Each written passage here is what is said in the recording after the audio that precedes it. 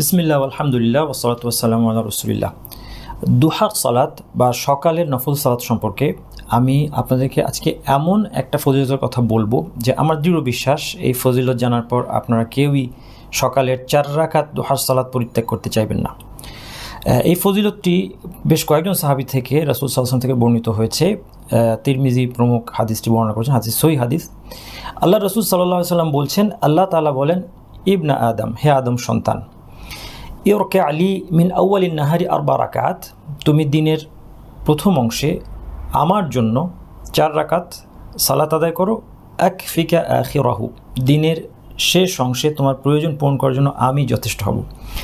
হাদিসটির তাৎপর্য হলো যে দিনের শুরুর সময়টা, এই সময়টা আসলে কর্মব্যস্ততার সময়। কেউ যদি এই সময় আল্লাহ সুবহানাহু ওয়া তাআলার জন্য কর্মব্যস্ততা থেকে মুক্ত হয়ে 4 রাকাত সালাত আদায় করে, এর পুরস্কার স্বরূপ দিনের শেষে তার প্রয়োজনগুলো পূরণ করে দেওয়ার মাধ্যমে, তার কাজগুলো গুছিয়ে দেওয়ার মাধ্যমে আল্লাহ সুবহানাহু ওয়া তাআলা তার অন্তরকে চিন্তামুক্ত করে দেবেন।